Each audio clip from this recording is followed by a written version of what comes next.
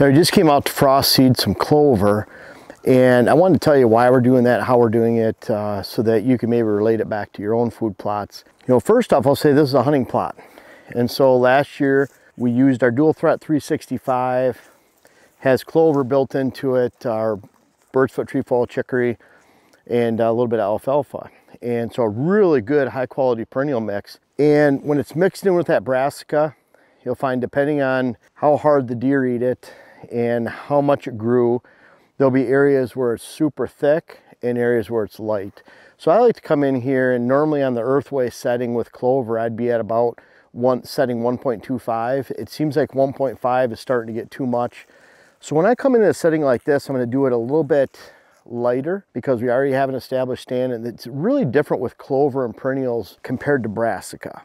Brassica is a little bit different because it's kind of like stunted bluegills in a pond. If you have too many bluegills, they're stunted. If you have too much brassica seed, the brassica plants become stunted. So in this case right here, when you have perennials, you're just wasting seed if you put too much. So we want to limit the amount of seed. I keep that setting more at 1, so it's barely coming out. And that seems, you know, over the last couple decades, that's what seems to be about the best, just a little bit lighter amount. Instead of 8 pounds per acre, it might be more like 5 or 4 pounds per acre. Again, you're just filling in holes. This area right here, we want all our hunting plots. We have several of them, and little corner plots of the big plots where you might hunt around the corner. We can get in and out without spooking deer at different times of the day, morning, afternoon. That's the key. I want those in clover. And we're talking, we have 17.5 acres of food plots here, and we'll have about 1.5 acres of clover. So we're not talking acres and acres. We're talking just enough that we want to shoot bucks over these plots. We want to establish a pattern of use during the summertime. We'll still have to mow this clover down here 2 or 3 times during the summer because the deer won't be able to keep up with it. They're just not using it that much during the summer, but when a mature buck comes through here, he'll take some nips on the clover, he'll like it. He might even stay here, set up shop for a couple days, especially if he gets spooked out of a small woodlot around here. He gets familiar with those small hunting plots that have clover on during the summer, and then he comes back. And when he comes back, that's October, November, maybe even December, because he establishes a pattern of feeding use on it, and then that makes him want to come back. As opposed to, you know, a small hunting plot. Now, this one lasted pretty good. We got really good volume with our brassica mix in here, but we want to establish this in clover, and that's the purpose behind it. Now, frosting, so we're obviously establishing that clover in the fall. I do not like going into an area and just planting all the clover in the spring. I'm not a big spring planter. We have it's our drought threat mix, and that's for spring. It's our spring perennial. And the reason we have that is it has a annual rye in it that'll be dead. It's at a small percentage, but it's enough to act like oats as a nurse crop, so you can get it in the spring. That's a specific spring planting. But even then, you're still taking a risk. That's why we have that drought factor built in there of that rye, so that it helps shade out the clover, the perennial it's trying to be established, and try to withstand and at least be able to fight against that drought and have a chance during the summertime. Last couple summers, we have had enough drought where it wipes out clover fields. Establish this in the fall though. Get a great shot of moisture in the fall at some point. It gets established. And then you get another great shot in the spring. So fall planted clover, not only do you get a leg up on weeds because this is already established, but then at the same time, and I'm not talking the frost seeded portion, I'm talking about the portion that we seeded in the fall, but that clover becomes established and it can withstand just about any drought that Mother Nature throws at it the following summer. So you get a great shot of moisture in the fall, another shot in the spring. You get your annual summer showers, and even if you don't, also weeds. This clover will be growing fast here, the clover that's already established, and the chicory and the alfalfa.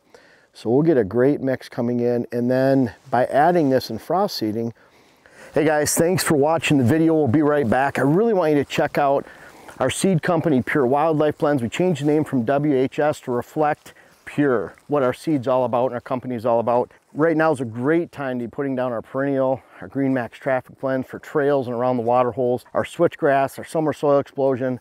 It's amazing what people are buying right now, even going all the way into the fall, getting all their seed available right now. We'll have it all year though, you don't have to rush. Check it out while you're at it, while you're on the website. Check out our How You Design Your Whitetail Parcel. It's a great web class and some of the other ones. We have lots to offer, including the books too. Make sure you don't miss out. Now back to the video.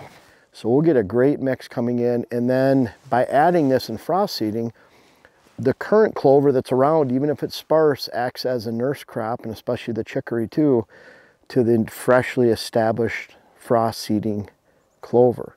I like to frost seed right now. It is February 12th, and normally we'd have a bunch of snow down here, but the ground is actually soft. You can see on here, I just step right here, and you can see my boot track.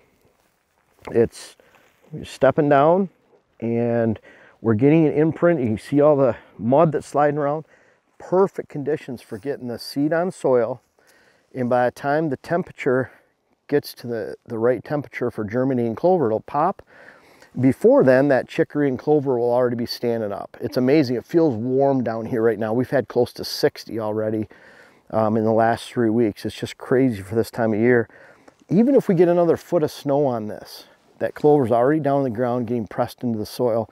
As opposed to putting the clover on top of snow, I don't like doing that. We have enough hills here that I've seen it where it erodes quickly on frozen ground. Crazy this year, we don't even have frost in the ground down here, and guarantee it. And so a lot different this year where we don't have that ice base on top and everything's gonna float off. But anytime you have open soil like this in January, February, March, awesome time to frost seed that clover.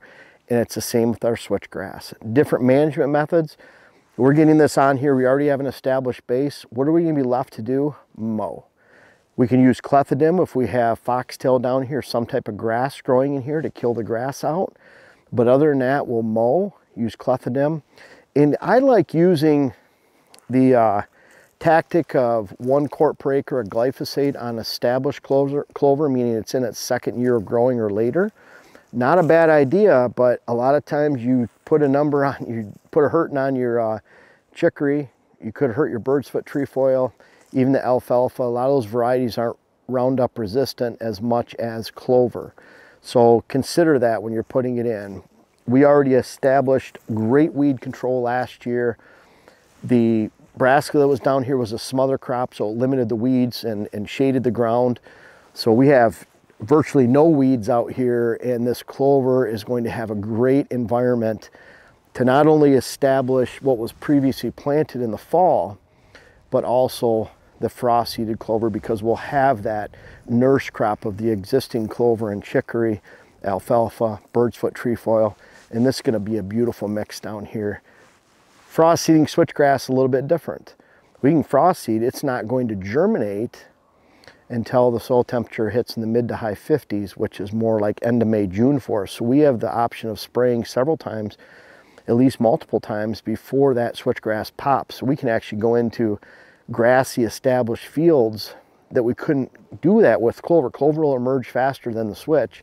So if we tried to go into a real weedy area, for one, those tiny seeds throw up a very small leader compared to switchgrass is a little bit larger, but a clover only throws up a little bit of seed or a little bit of growth when it first germinates. And if you have a lot of debris and grass, it'll get shaded out and die. So there's things we can do with switchgrass we can't do with clover, but this is the perfect time to switchgrass either. And it makes you want to fast forward to June, because this is going to be a beautiful field of green down here. That clover will stay green all the way in through November. It'll be eaten down to the dirt, but with that established pattern of use, the deer will really hit it all the way through December. And you can see we have our family tradition stand right over here. We have our redneck in the background. We get to these by coming in from the opposite direction now. So we have great approach. We have really good places to blow our scent towards a neighbor's house over here. The last thing and the last step, we expanded this food plot last year, took care of the weeds, put in our fall crop, established our clover. Now the last step is to get this awesome clover field growing this spring and fit it into our plans for hunting this fall. We'll bring you along with it, and I can't wait to show you this in June. It's going to be really pretty.